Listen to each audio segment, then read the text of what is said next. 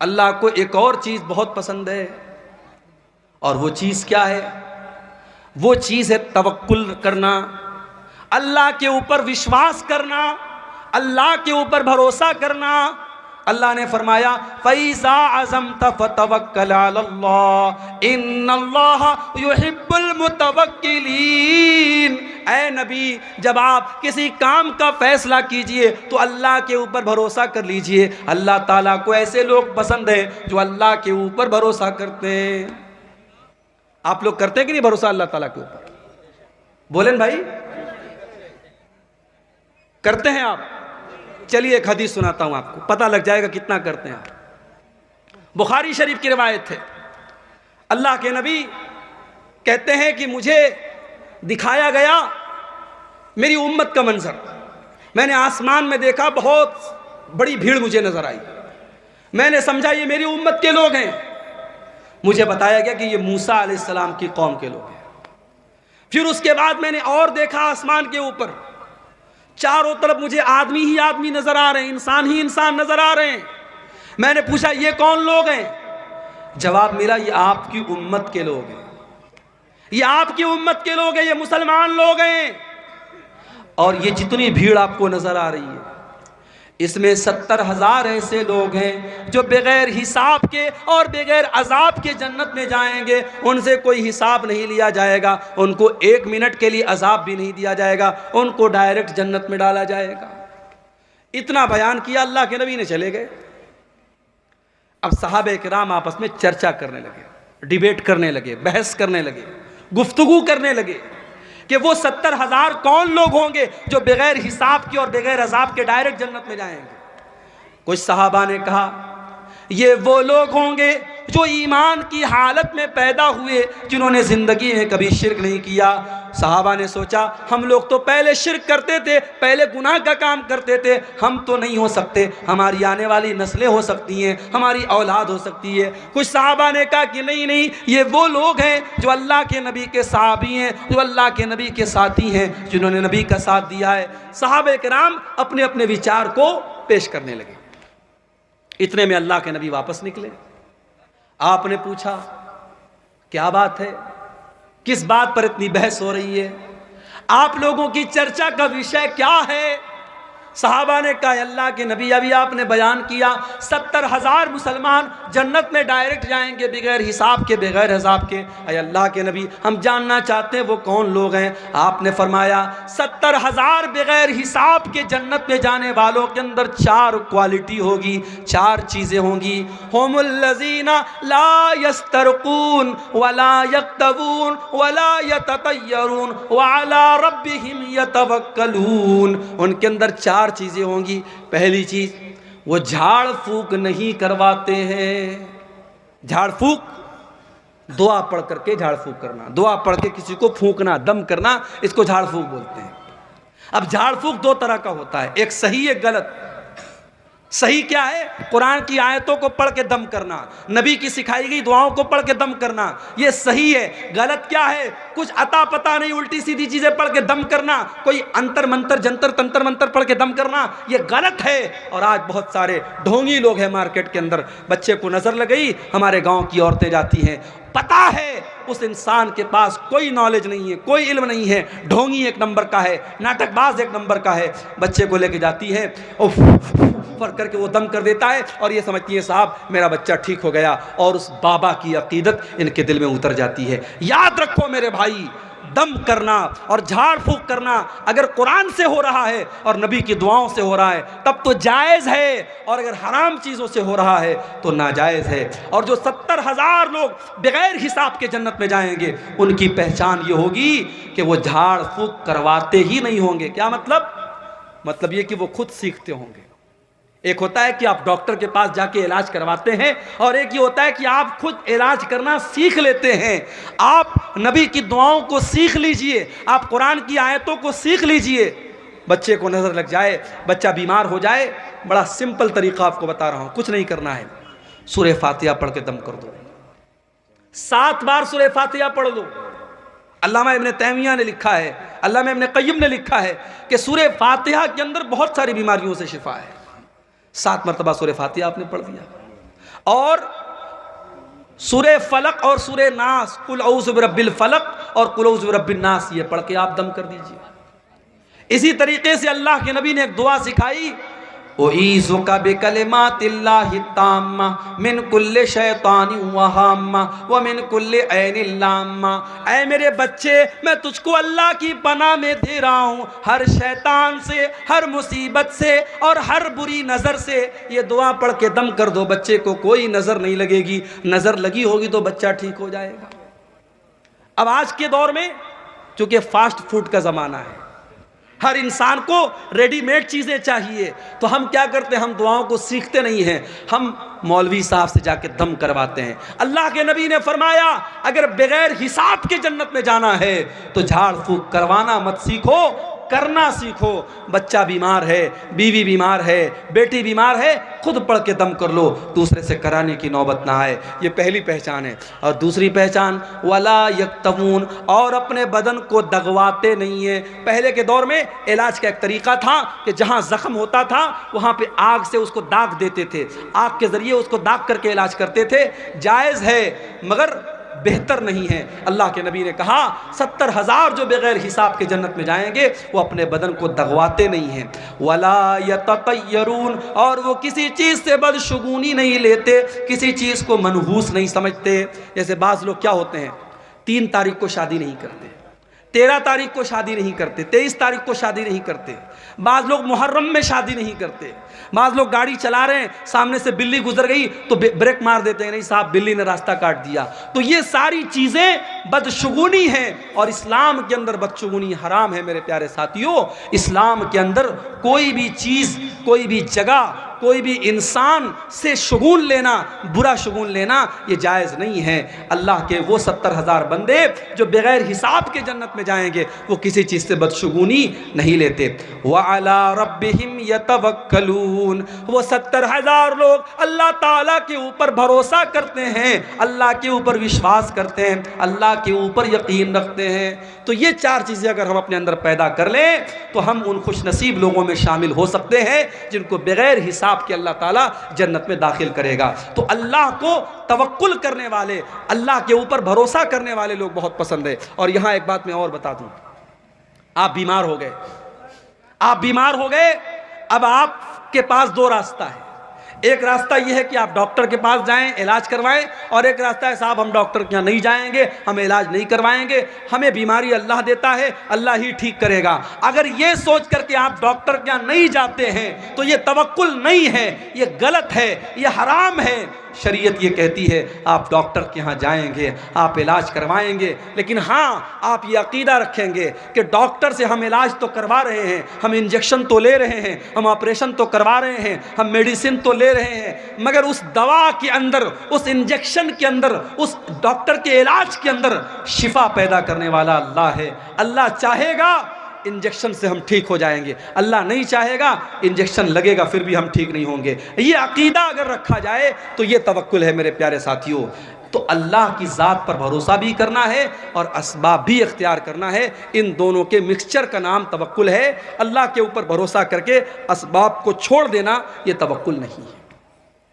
اور آگے بڑھیے، اللہ کو اور کیا پسند ہے؟ اللہ کو فرائض کی پابندی بہت پسند ہے۔ فرض نماز، رمضان کا فرض روزہ، فرض زکوٰۃ، فرض حج، اگر اس کی پابندی آپ کرتے ہیں اللہ کو بہت پسند ہے۔ اللہ تعالیٰ فرماتا ہے میرا بندہ جب فرائض کو ادا کرتا ہے، فرض نماز پڑھتا ہے، فرض روزہ رکھتا ہے، فرض زکوٰۃ دیتا ہے، فرض حج کرتا ہے، میرا بندہ میرے قریب آتا ہے۔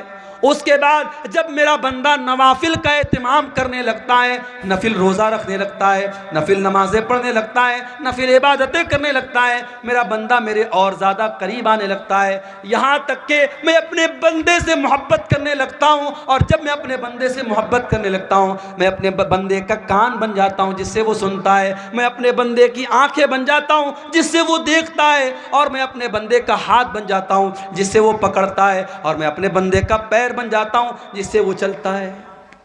کیا مطلب؟ آنکھ بن جاتا ہوں، کان بن جاتا ہوں، اس کا مطلب یہ ہوا کہ جب آپ فرائض کی پابندی کریں گے، نوافل کی پابندی کریں گے، اللہ آپ کے کانوں کی حفاظت کرے گا، اللہ آپ کی آنکھوں کی حفاظت کرے گا، اللہ آپ کے ہاتھوں کی حفاظت کرے گا، اللہ آپ کے پیروں کی حفاظت کرے گا۔ آپ کان سے کوئی غلط بات نہیں سنیں گے، آپ آنکھوں سے کوئی غلط بات نہیں دیکھیں گے، آپ ہاتھوں سے کسی غلط بات کو ٹچ نہیں کریں گے، آپ پیروں سے کسی غلط چیز کی طرف چل کے نہیں جائیں گے۔ جب اللہ محبت کرتا ہے، اللہ آپ کی حفاظت کرتا ہے، آپ کے باڈی اور آپ کے شریر کی اللہ تعالیٰ حفاظت کرتا ہے اور گناہوں سے آپ کو بچاتا ہے۔ ایک اور چیز ہے جو اللہ کو بہت پسند ہے۔ اللہ کے نبی کے پاس ایک صحابی آتے ہیں، اے اللہ کے نبی، آپ سے ایک سوال پوچھنا چاہتا ہوں، مجھے کوئی ایسا عمل بتا دیجئے جو اگر میں وہ عمل کر لوں تو میں جنت میں چلا جاؤں۔ او لوگو، تم بھی اپنے مولویوں سے مسئلہ پوچھتے ہو، الٹی سیدھی چیزیں پوچھتے ہو، الٹے سیدھے سوالات پوچھتے ہو۔ ابھی آج واٹس ایپ پر ایک لڑکی کا میسج آیا، ایک عورت کا میسج آیا، مولوی صاحب میں ایک لڑکے سے پیار کرتی ہوں، لڑکا مجھ سے جان چھڑانا چاہتا ہے، لڑکا مجھ سے پیچھا چھڑانا چاہتا ہے، لیکن میں اسی لڑکے سے شادی کرنا چاہتی ہوں، کوئی دعا بتا دیجئے، کوئی وظیفہ بتا دیجئے تاکہ وہ لڑکا میرا ہو جائے۔ میں نے کہا یا اللہ یہ مصیبت ہے، میں نے فوراً اس کو بلاک مارا۔ یہ آج کے دور میں ہو رہا ہے۔ لوگ میرے پاس سوال کرتے ہیں، شیخ صاحب میں ایک لڑکی سے بہت محبت کرتا ہوں، اس کا باپ تیار نہیں ہو رہا ہے، تو شیخ صاحب کوئی دوا بتا دیجئے کہ باپ راضی ہو جائے۔ بھائی سیدھی سی بات ہے، اگر آپ کو کوئی رشتہ پسند ہے، کسی لڑکی کے بارے میں آپ نے سنا وہ لڑکی نیک ہے، اچھی ہے، دیندار ہے، خوبصورت ہے، رشتے کا پیغام بھیجو۔ لڑکی کے ماں باپ تیار ہیں، اچھی بات ہے، تیار نہیں ہے تو کام ختم۔ حرام طریقہ اسلام میں نہیں ہے، ناجائز راستہ اسلام میں نہیں ہے، اسلام کا یہ کانسیپٹ نہیں ہے کہ آپ پہلے چکر چلائیں اور اس کے بعد شادی کریں۔ تو آج کل مولویوں سے سوالات عجیب و غریب کرتے ہیں، بعض لوگ تو اتنے فالتو سوالات کرتے ہیں کہ سیدھے ان کو بلاک کرنے کا من کرتا ہے۔ صحابہ اللہ کے نبی کے پاس آتے تھے، سوال کیسے کرتے تھے؟ اخبرنی عن عمل یدخلنی الجنہ، اے اللہ کے نبی مجھے ایسا عمل بتا دیجئے اگر وہ عمل میں کروں تو میں جنت میں چلا جاؤں۔ آپ نے فرمایا دو کام کر لو، ازہد فی الدنیا یحبک اللہ، دنیا سے اپنی دلچسپی ختم کر دو، دنیا سے اپنا انٹرسٹ ختم کر دو، اللہ تم سے محبت کرنے لگے گا۔ دنیا کے چکر میں نہ پڑو، دنیا میں رہو، دنیا کماؤ، مگر دنیا سے دل مت لگاؤ۔ جگہ جی لگانے کی دنیا نہیں ہے، یہ عبرت کی جا ہے، تماشا نہیں ہے۔ دنیا سے دل مت لگاؤ میرے بھائی، یہ بے وفا ہے یہ دنیا۔ جائیداد بنانے والے زمین کے نیچے دفن ہیں، بینک بیلنس اکٹھا کرنے والے زمین کے نیچے دفن ہیں، اپنی طاقت کا غلط استعمال کرنے والے زمین کے نیچے دفن ہیں۔ دنیا سے اپنا انٹرسٹ ختم کر دو، جیسے ہمارے نبی نے ختم کیا تھا۔ ہمارے نبی کیسے رہتے تھے دنیا میں؟ ہمارے نبی صلی اللہ علیہ وسلم دنیا میں کیسے رہتے تھے؟ صحابہ کرام نے اللہ کے نبی کو دیکھا، آپ ایک چٹائی پر لیٹے ہوئے ہیں، معمولی سی چٹائی پر لیٹے ہوئے ہیں اور پیٹ پر چٹائی کے نشانات پڑے ہوئے ہیں۔ آپ نے فرمایا، صحابہ نے کہا اے اللہ کے نبی آپ چٹائی پر لیٹتے ہیں، آپ کی پیٹ پر یہ نشان پڑ جاتا ہے، ہمیں اچھا نہیں لگتا ہے، اے اللہ کے نبی ہمیں اجازت دیجئے ہم آپ کے لیے گدے کا انتظام کر دیں، ہم آپ کے لیے آرام دہ بستر کا انتظام کر دیں۔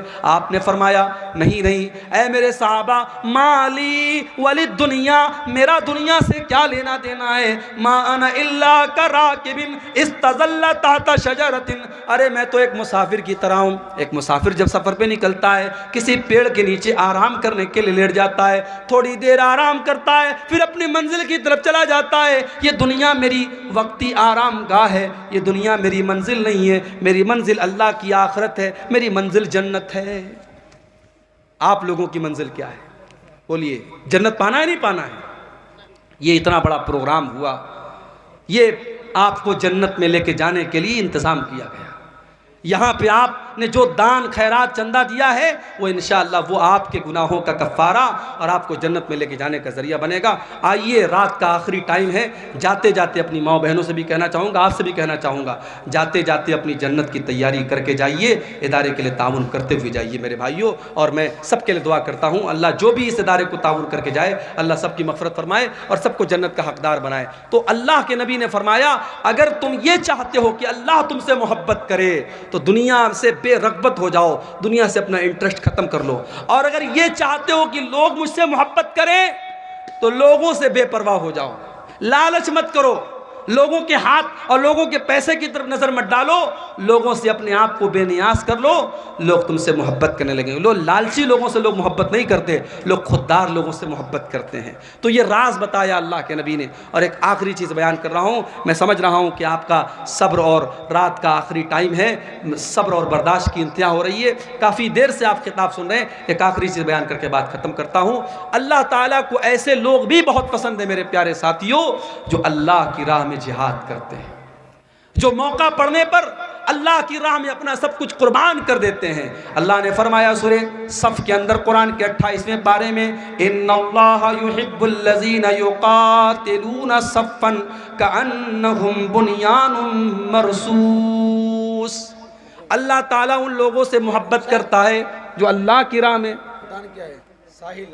ساحل عالم صاحب نے یہ 500 روپے کا چندہ دیا ہے، اللہ ان کے اس چندے کو قبول فرمائے، اللہ ان کی دنیا اور آخرت میں ان کو کامیاب کرے۔ میرے پیارے ساتھیوں، آئیے اور جاتے جاتے اس ادارے کو تعاون کر کے جائیے، اللہ آپ کے چندے کو، آپ کے دان کو قبول فرمائے۔ اللہ تعالیٰ کو وہ لوگ پسند ہیں جو اپنی جان، اپنا مال، اپنا ٹائم اللہ کی راہ میں قربان کرتے ہیں۔ اگر آپ اللہ کی راہ میں کچھ قربان نہیں کرتے تو کم سے کم دل میں یہ تمنا رکھو، اگر موقع پڑا تو ہم جان قربان کر دیں گے۔ اللہ کے نبی فرماتے ہیں، لَوَدِدْتُ أَنْ أُقْتَلَ فِي سَبِيلِ اللَّهِ، میری تمنا ہے، میری آرزو ہے کہ میں اللہ کی راہ میں قتل کر دیا جاؤں، ثُمَّ أُحْيَا، اور پھر اللہ مجھے دوبارہ زندگی دے، ثُمَّ أُقْتَلْ، اور پھر میں قتل کر دیا جاؤں، بار بار میں قتل کیا جاؤں اور بار بار مجھے زندہ کیا جائے۔ یہ شیش محمد بھائی نے 500 روپے کا تعاون پیش کیا ہے، اللہ ان کے چندے کو بھی قبول فرمائے۔ میرے پیارے ساتھیوں، اللہ کے نبی صلی اللہ علیہ وسلم تمنا کر رہے ہیں، کیا ہمارے دل میں یہ تمنا ہے؟ کیا ہمارے دل میں یہ آرزو ہے؟ آئیے یہ تڑپ اور یہ آرزو بھی ہم اپنے اندر پیدا کریں، اللہ کے دین کے لیے، اللہ کی رضا کے لیے۔ ہم سے صدام حسین بھائی نے 500 روپے کا تعاون پیش کیا ہے، اللہ ان کے چندے کو بھی قبول فرمائے۔ میرے پیارے ساتھیوں، اللہ کے دین کے لیے قربانی کرنے کا جذبہ پیدا کیجئے، یہ جذبہ بھی بہت بڑی چیز ہے۔ آپ کچھ نہیں کرتے، اگر یہ جذبہ ہے تو وقت پڑنے پر آپ دین کے لیے بہت کچھ کر سکتے ہیں۔ آئیے ہم اللہ سے دعا کریں، رب العالمین ہم نے جو سنا ہے، جو ہم تجھے راضی کرنے والے اور تیرے محبوب جو اعمال ہم نے سنے ہیں، اللہ ان اعمال کو اپنے اندر پیدا کرنے کی ہم سب کو توفیق عطا فرمائے۔ رب العالمین ہمیں جب تک دنیا میں زندہ رکھے